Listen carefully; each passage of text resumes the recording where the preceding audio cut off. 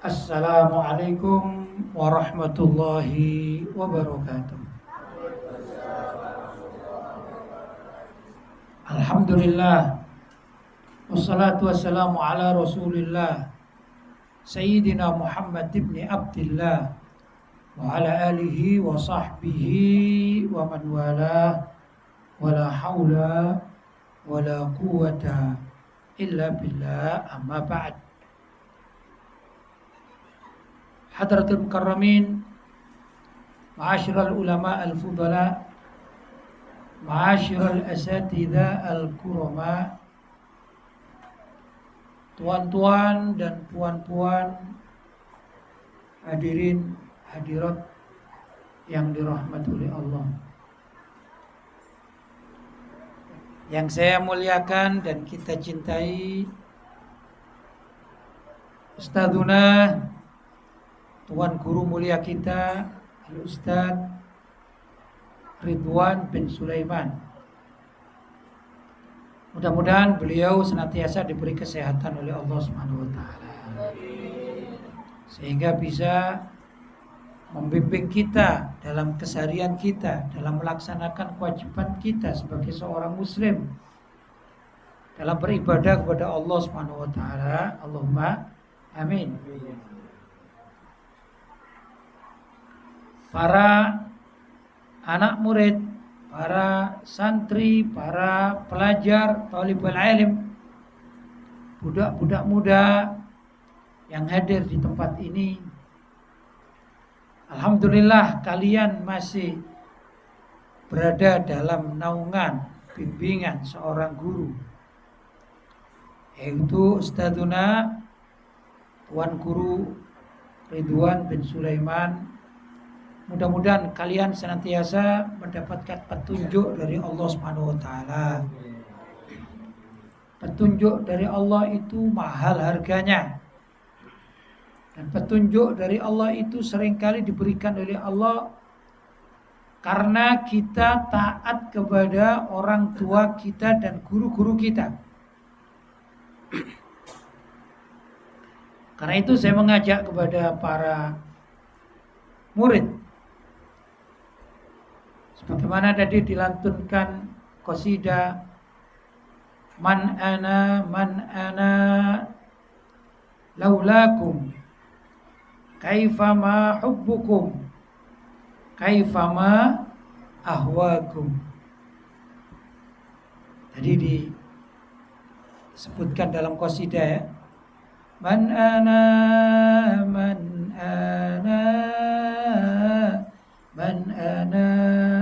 laulakum. Gitu ya. Artinya man ana, siapa aku ini? Siapa diriku ini, siapa? Gak ada apa-apanya diriku ini. Aku budak yang tak ngerti apa-apa, pemuda yang tak paham agama. Laulakum, kalau bukan karena engkau wahai Tuan Guru. Kaifama hubbukum, bagaimana cara aku mencintaimu? Kaifama ahwakum, bagaimana cara aku mengasihimu? Ini perasaan seorang murid yang sangat mencintai gurunya, menghormati gurunya. Dan ini perlu kita pupukkan dalam hati kita agar kita senantiasa mencintai guru-guru kita.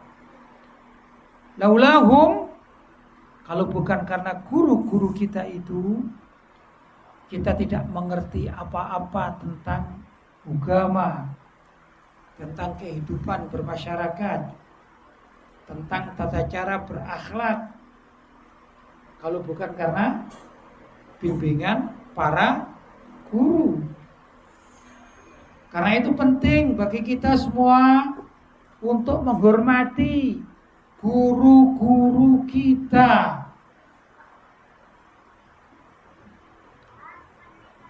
Alhamdulillah, guru saya yaitu Abu Sayyid Muhammad bin Alawi Al-Maliki Makkah Al-Mukarramah. Saya belajar pada beliau kurang lebih 8 tahun. Beliau itu menasehati, termasuk pada kita semuanya. Beliau seorang ulama yang ternama ya, ulama dunia, diakui oleh seluruh dunia Islam. Beliau pernah berpesan, kata beliau ini, aku, maksudnya beliau Abu Yazid Muhammad bin Alwi Al-Maliki Al-Hasani Makkah Al-Mukarramah, aku paling tidak suka melihat seorang murid yang tidak berakhlak sopan santun kepada guru yang mengajarnya, sekalipun guru yang mengajarnya itu dalam kesehariannya setiap hari itu main bersama murid-muridnya.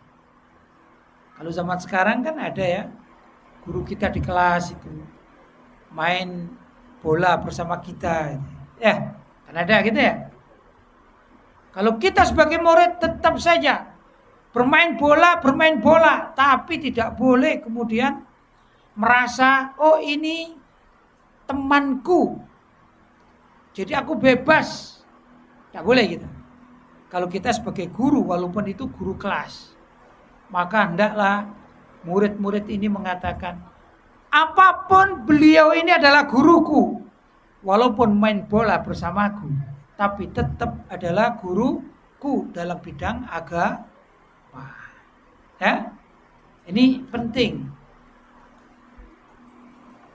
Para ulama-ulama terdahulu demikian cara memperlakukan gurunya.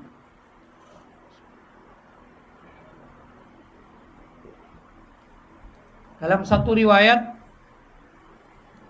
bahwa Imam Asy-Syafi'i radhiyallahu taala anhu itu berkunjung kepada salah satu muridnya yang bernama Imam Ahmad bin Hambal, atau mungkin lebih dikenal dengan Imam Hambali. Imam Hambali itu punya putri yang kecil, tapi sudah bisa berpikir. Dan Imam Ahmad bin Hambal atau Imam Hambali itu hampir setiap saat memuji gurunya. Oh, guruku luar biasa. Siapa gurunya? Bernama Imam Asy-Syafi'i. Tak pernah Imam Ahmad bin Hambal itu merendahkan gurunya, tak pernah.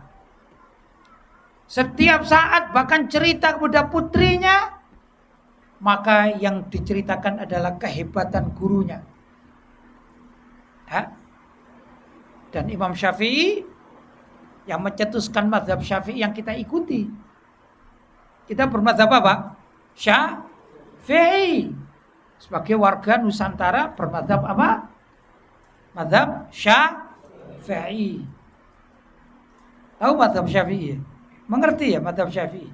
Kita sholat, kita zakat, kita cara berwudu. Nah, ini beribadah itu mengikuti mazhab Syafi'i. Paham ya? Paham ya? Contoh ini. Pertama, ada 4 mazhab di dalam dunia Islam itu. Yang pertama mazhab Hanafi, yang kedua mazhab Maliki, yang ketiga mazhab Syafi'i, yang keempat mazhab Hambali. 3 mazhab selain mazhab Syafi'i, mereka mengatakan bahwa orang yang sholat ini tatkala membaca surat Al-Fatihah, terutama imamnya ini yang lebih muda ya, imam sholatnya sholat jahriyah. Sholat jahriyah itu seperti maghrib, isya, dan subuh yang suaranya keras. Bismillahirrahmanirrahim, itu namanya sholat jahriyah. 3 imam selain Imam Syafi'i mengatakan bahwasanya orang yang sholat dan membaca surat Al-Fatihah tidak wajib membaca basmalah. Tidak wajib. Jadi ajaran imam 3 itu boleh kita ini langsung Allahu Akbar, Alhamdulillahi Rabbil Alamin Ar-Rahmanir Rahim. Seperti di Mekah, di beberapa tempat, ya kan? Tanpa baca basmalah. Itu menurut 3 imam selain Imam Syafi'i. Sedangkan menurut mazhab Syafi'i atau menurut Imam Syafi'i bahwa tidak sah orang yang sholat dan membaca surat Al-Fatihah kok tidak membaca Bismillahirrahmanirrahim, maka sholatnya batal. Jadi kalau kita bermadzhab Syafi'i, kemudian sholat Allahu Akbar, Alhamdulillahi Rabbil Alamin, batal sholatnya. Kenapa? Karena kita pengikut mazhab Syafi'i. Saya tanya, di pondok sini kalau sholat maghrib, sholat isya, dan sholat subuh membaca Bismillahirrahmanirrahim atau tidak? Baca apa tidak? Baca kan? Berarti mazhabnya mazhab Syafi'i. Jelas ya? Imam Syafi'i punya murid, siapa tadi? Imam Ahmad bin Hanbal. Imam Ahmad itu selalu cerita kehebatan gurunya. Ya ikhwan, bagaimana dah hebat Imam Syafi'i. Usia 7 tahun sudah hafid Al-Quran 30 juz. Usia berapa? 7 tahun. Kemudian beliau belajar hadis kepada gurunya yaitu Imam Malik radhiyallahu taala anhu dan menghatamkan kitab karangan gurunya namanya kitab Muwatta. Besar ini kitab Muwatta. Ya.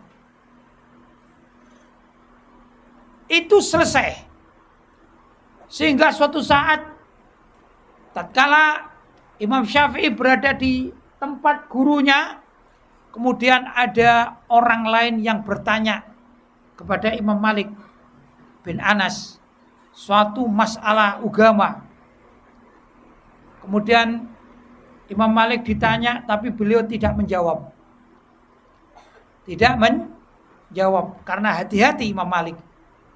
Untuk menjawab hukumnya halal atau haram sangat hati-hati. Beliau tidak menjawab. Kemudian Imam Syafi'i yang usianya kurang lebih 12-13, beliau menyodorkan jawaban. Mungkin bahasa saya mengatakan, wahai guru kami, bolehkah kami akan menjawab pertanyaan orang tersebut? Silakan, hai Syafi'i. Namanya Imam Syafi'i itu Muhammad bin Idris. Maka Imam Syafi'i menerangkan dengan detail dalil-dalilnya sesuai dengan pertanyaan. Sehingga Imam Malik bin Anas sebagai gurunya merasa terkagum-kagum. Ini anak yang sangat cerdas, luar biasa, hebat, ternama, terkemuka. Begitu itu Imam Syafi'i. Tatkala Imam Syafi'i punya murid, muridnya tahu. Termasuk dari kehebatan Imam Syafi'i, beliau mencetuskan satu ilmu namanya ilmu usulul fikih. Usul fikih. Dan Imam Ahmad bin Hanbal tak punya ilmu usul fikih yang dikarang sendiri, sehingga mazhab Imam Ahmad bin Hanbal lebih banyak mengikuti usul fikih ala gurunya, yaitu Imam Syafi'i. Itulah kehebatan Imam Syafi'i, terutama di mata muridnya. Padahal sang murid itu, beliau adalah pencetus mazhab Hambali. Luar biasa ini ya. Bukan orang yang tak ngerti apa-apa muridnya, bukan. Dipujilah Imam Syafi'i. Terutama kalau Imam Ahmad bin Hanbal ini ketemu, berjumpa, bercakap-cakap, berbual dengan putrinya. Sudah? Sehingga putrinya itu menginginkan ketemu sama Imam Syafi'i. Dan kepingin tahu apa yang dilakukan oleh Imam Syafi'i dalam sehari-hari itu apa. Kenapa? Ayahku kok selalu memuji Imam Syafi'i gurunya. Maka suatu saat diriwayatkan ya ikhwan, Imam Syafi'i itu berkunjung ke rumah muridnya yaitu Imam Ahmad bin Hambal. Karena Imam Syafi'i itu tempatnya jauh, maka oleh Imam Ahmad bin Hambal diberi suguhan makanan-makanan penjamuan ya. Penjamuan orang sini juga ya. Macam-macam makan. Datanglah Imam Syafi'i radhiyallahu taala. Masuk, dipersilakan, "Wahai tuan guru, silakan engkau menikmati hidangan yang kami siapkan." Subhanallah. Oleh Imam Syafi'i itu makanan yang disuguhkan, dihidangkan, dimakan semua. Sedangkan putrinya ini melihat dari jauh, kecil, putrinya kecil. Melihat dari belakang sitaro, belakang apa namanya? Kelambu. Apa kelambu? Kelambu juga orang sini. Kelambu ya. Dia mengintip. Subhanallah, hidangan dari keluarga kok habis ya. Kata siapa? Sang putri. Putrinya mulai ragu. Dia mengatakan, setahu aku, ayahku, siapa ayahku? Yaitu Imam Ahmad bin Hambal. Ini ahli puasa. Lebih sering puasa. Sedangkan gurunya datang ke sini menghabiskan makanan yang dihidangkan. Kenapa ayahku kok senantiasa memuji gurunya? Paham ya? Sudah, akhirnya Imam Ahmad bin Hambal mempersilakan gurunya itu masuk ke bilik kamar untuk rehat ya. Subhanallah, sang putri juga selalu mengintip anak kecil. Dilihat, tidur. Tadi makannya banyak, sekarang tidur. Agak malam lagi dilihat, masih tidur. Sampai malam hari, tengah malam dilihat, kok masih tidur? Apa hebatnya? Padahal sang putri ini tahu kalau ayahnya, yaitu namanya Imam Ahmad bin Hambal, kalau malam hari ini selalu sholat malam, qiyamul lail. Kalau siang hari berpuasa, kalau malam hari qiyamul lail, bangun pada malam hari untuk sholat dan beribadah kepada Allah SWT. Sedangkan gurunya yaitu Imam Syafi'i dilihat dikasih makan habis, malam hari tidur, macam santri-santri di sini kan? Ya, begitu ya, betul ya. Di rumah saya juga ada santri, jadi saya tahu ya, ada murid, jadi saya paham ya.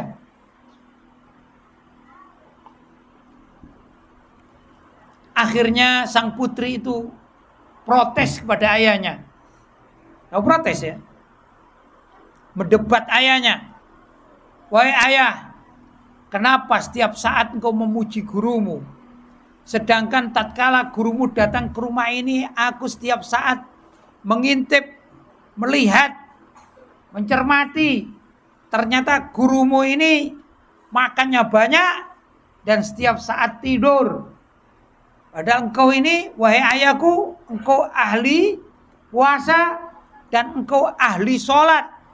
Kalau menurut aku, wahai ayah, engkau jauh lebih hebat daripada gurumu, yaitu Imam Syafi'i. Anak kecil, anak perempuan kecil. Kata Imam Ahmad bin Hambal, baik, wahai putriku, nanti waktu makan pagi, kita suguhi, kita hidangkan makanan. Dan kau boleh melihat atau mendengarkan dari belakang kelambu. Aku mau tanya kepada guruku, apa yang dia lakukan. Begitu ya. Setelah pagi hari, kemudian disiapkan hidangan, makan pagi ini. Imam Ahmad melayani gurunya, berkhidmat kepada gurunya, menghormati gurunya. Sampai akhirnya tatkala beliau berdua bercakap-cakap, maka ada kesempatan bertanyalah Imam Ahmad bin Hambal dengan suara yang agak keras sehingga putrinya bisa mendengarkan dari belakang kelambu. Wahai guru kami Imam Syafi'i, mohon maaf kalau boleh tahu kenapa tuan guru ini kok makannya banyak. Semua suguhan engkau habiskan. Apa jawab Imam Syafi'i radhiyallahu taala anhu? Katanya begini. Wahai muridku, siapa muridnya? Imam Ahmad bin Hambal, Imam Hambali. Selama ini aku tak pernah makan yang enak. Makanku siki.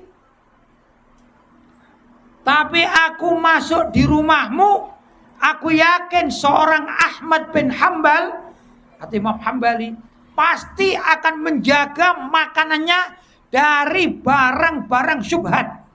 Pasti ini halalan thayyibah, syubhat yang tak jelas saja, tak jelas halal haramnya. Tidak mungkin oleh muridku yang namanya Ahmad bin Hambal melakukannya, apalagi menyuguhkan yang haram. Tidak mungkin.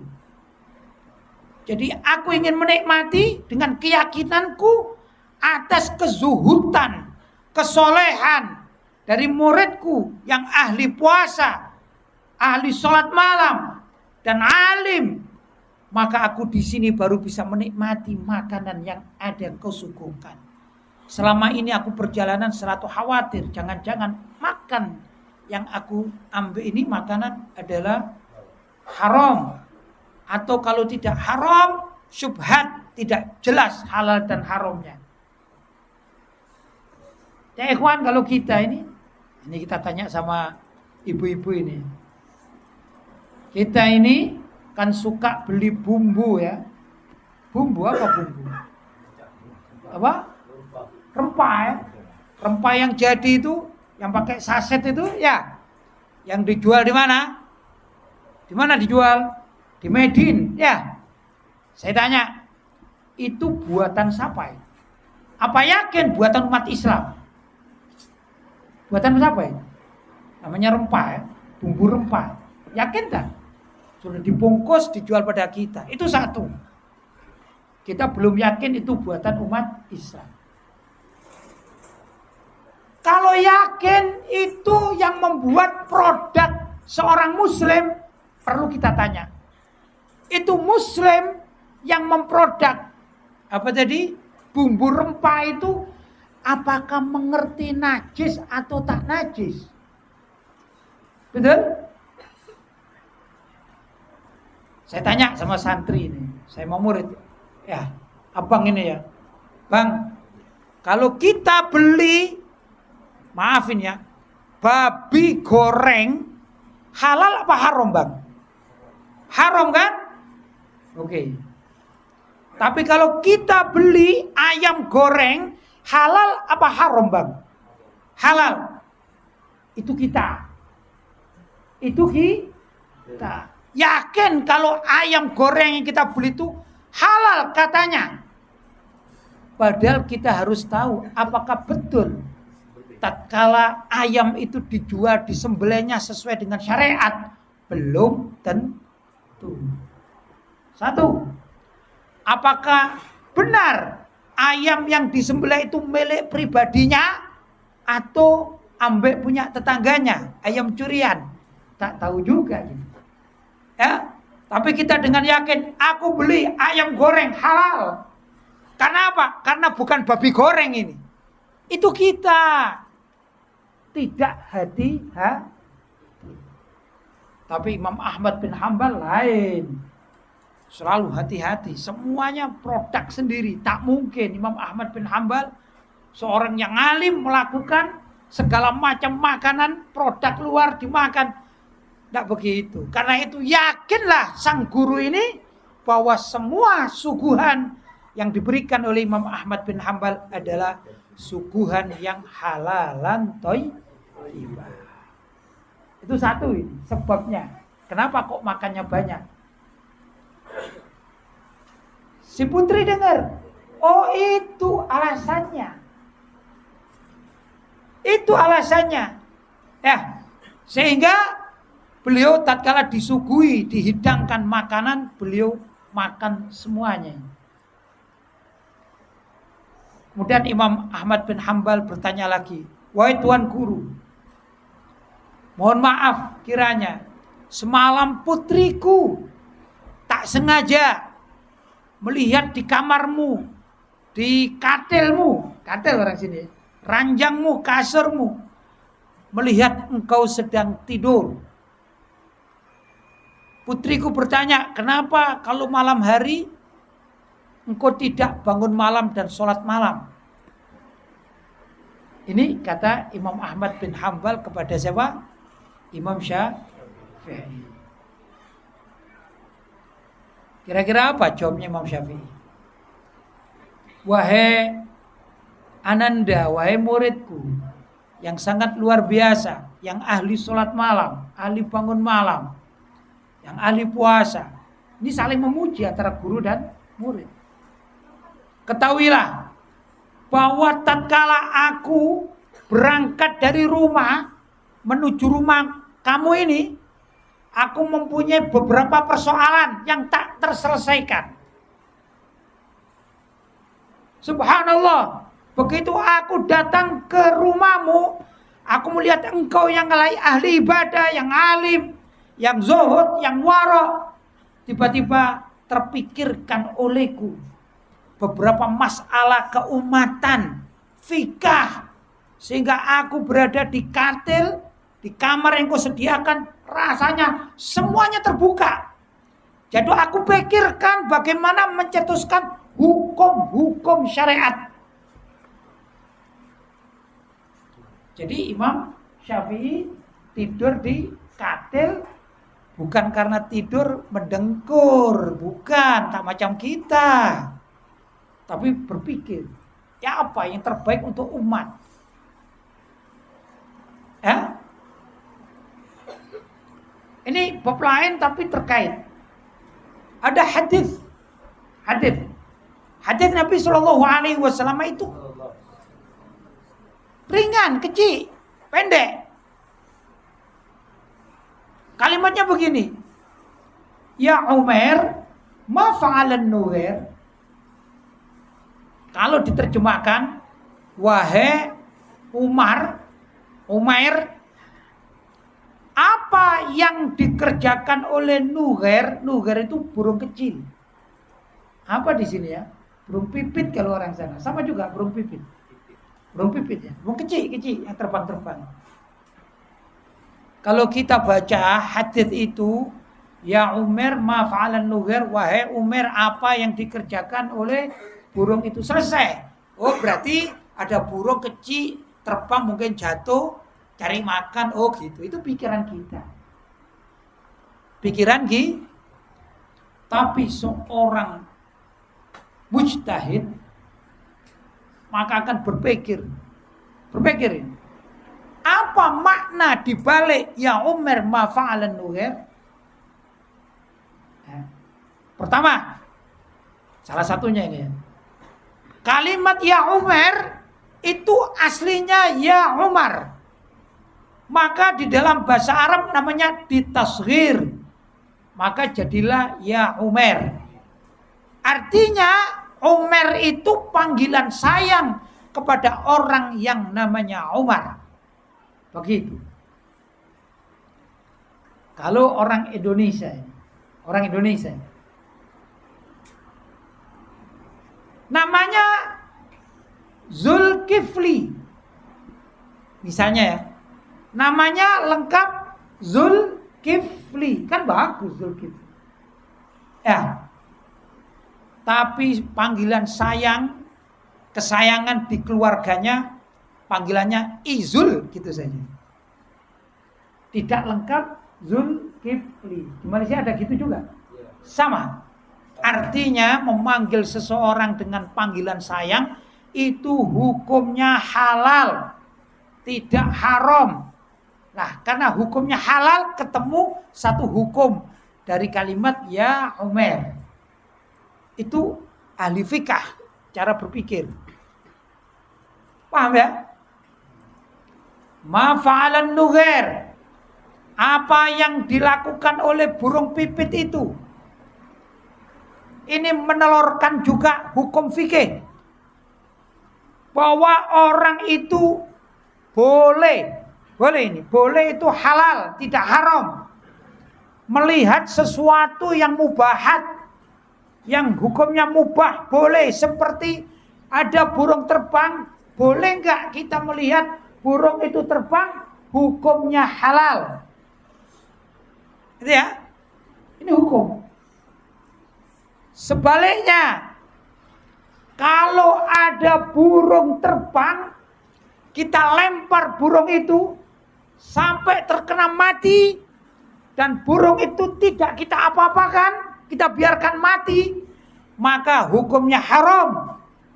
Kenapa?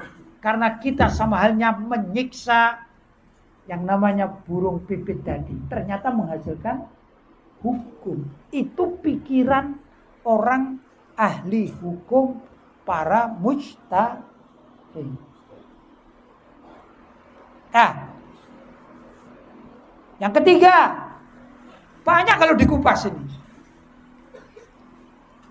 bahwa memelihara burung kalau ini diniati untuk bersedekah kepada burung itu, memberikan makan, mafa'alan nughair. Apa yang dilakukan oleh burung pipit, mungkin dikasih makanan, disuapin, ya kan begitu.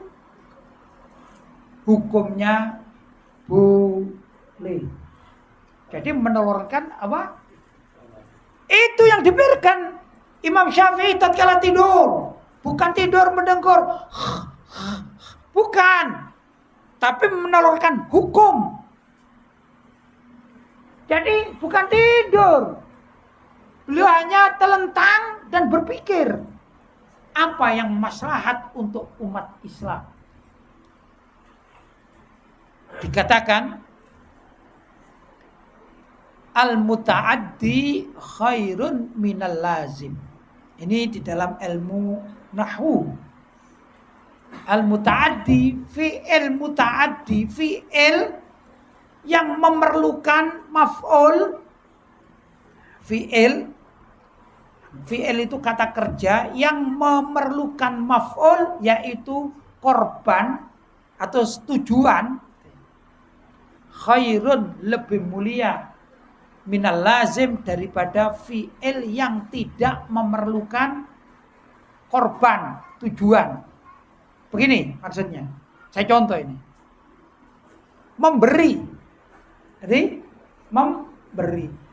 Memberi itu memerlukan korban.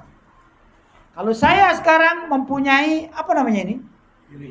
Piring kecil ini.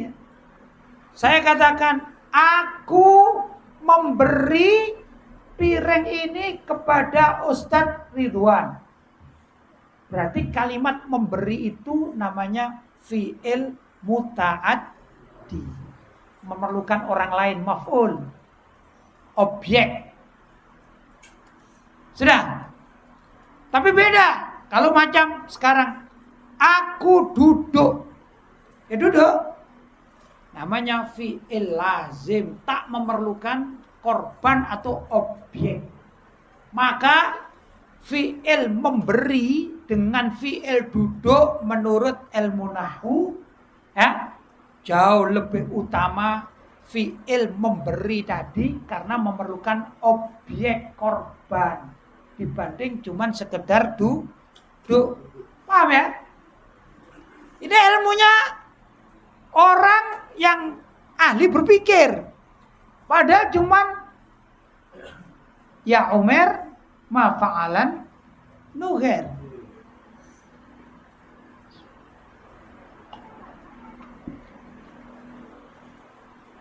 Imam Ahmad bin Hambal hari itu ya, beliau malam hari sholat, paham ya? Menghadap Allah sholat. Di saat itu beliau beribadah untuk dirinya sendiri. Paham? Imam Ahmad bin Hanbal saat itu dia menunggu gurunya sambil beliau sholat malam, itu hebat. Tapi beliau hanya berpikir untuk kepentingan pribadinya sendiri. Itu namanya lazim. Sedangkan Imam Syafi'i radhiyallahu ta'ala anhu di saat itu sedang berpikir untuk umat, menghasilkan hukum halal dan haram untuk umat. Itu namanya fi'il muta'addi. Maka pekerjaan Imam Syafi'i yang hanya telentang di katil, di kasur, saat itu jauh lebih afdol daripada pekerjaan Imam Ahmad bin Hanbal yang sholat malam saat itu. Paham? Barulah sang putri tadi paham. Oh, pantesan kalau begitu, pantas saja. Kalau ayahku itu selalu memuji-muji gurunya. Itulah hebatnya Imam Syafi'i. Tidak mau beribadah untuk dirinya sendiri, tapi membawa keberkahan bagi umat manusia, terutama umat Islam. Yang sekarang fikih-fikih yang digubah oleh Imam Syafi'i itu lengkap, syamil, kamil, lengkap. Begitu orang zaman dahulu kala, hubungan antara murid dengan guru. Karena itu Imam Ahmad bin Hanbal sangat yakin. Beliau berkhidmat, sudah jadi imam, sudah jadi orang. Kalau sekarang sudah jadi tuan guru. Tapi tak kala gurunya datang, yang bernama Imam Syafi'i, beliau berkhidmat mati-matian, apapun diberikan untuk apa? Menghormati Imam Syafi'i. Bahkan kalau tadi anak kecil, budak, putrinya Imam Ahmad bin Hanbal kecil, ya maklum ya, anak kecil bertanya-tanya. Tapi lihat, Imam Ahmad bin Hanbal tak punya rasa suudzon apapun kepada sang guru. Tak pernah rasa suudzon. Tahu suudzon ya? Guruku kok tidur saja, guruku kok makan saja, guruku tak begitu. Kalau tak tahu tanya, kenapa guru begini, kenapa begitu, bertanya. Bukan perasaannya, jangan-jangan begini, jangan-jangan begitu. Nah begitu ajaran Imam Ahmad bin Hanbal. Beliau tanya, wahai guru, kenapa engkau makan? Kok sedap sekali makannya, enak? Dapat jawaban, alhamdulillah. Sudah tahu jawabannya. Wahai guru, kenapa engkau tidur terus? Ternyata jawabannya, aku tak tidur, justru aku memikirkan umat. Karena itu ya ikhwan, para santri, para murid ya, harus belajar akhlak, adab, sopan santun kepada guru-gurunya. Ya, kadang-kadang kita tak tahu apa yang dilakukan oleh seorang guru kepada muridnya, tak tahu. Ya, sehingga muridnya berpikiran yang aneh-aneh, berpikiran suudzon. Ini bukan ajaran Ahlussunnah wal Jamaah. Begitu ya. Tentunya dalam bab ini mungkin di sini ada para guru yang hadir. Ayo kita mengikuti apa yang dilakukan oleh Imam Syafi'i. Ya. Memang tampaknya tidur, tapi jangan tidur betulan. Jangan tidur betulan, jangan mendengkur tidur, jangan. Tapi berpikirlah untuk kemaslahatan umat Islam. Kalau kita bersama murid, gimana caranya murid-murid itu berhasil berpikir, bila perlu tak tidur semalaman, mikirkan kemaslahatan murid-murid, gimana belajarnya bisa berhasil, karena tahfidnya bisa lulus, bisa apa? Sukses. Cari metode-metode yang terbaik, begitu. Itu sikap seorang guru. Jelas ya? Jelas? Nah, apa yang saya sampaikan ini sesuai dengan qasidah yang dibaca tadi. Man ana, man ana, man ana laulakum, kaifama hubbu kaifama ahwaku. Ayo bersama-sama. Ini munsyidnya mana? Ayo. Man ana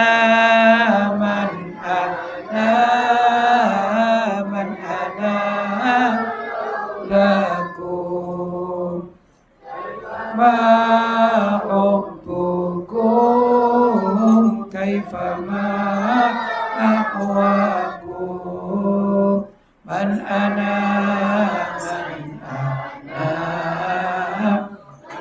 lakum kaifama hubbukum kaifama ahwakum. Kalau mau qasidah, baca qasidah, jangan saya, suara saya tak enak, tak sedap ya. Saya bukan munsyid ya.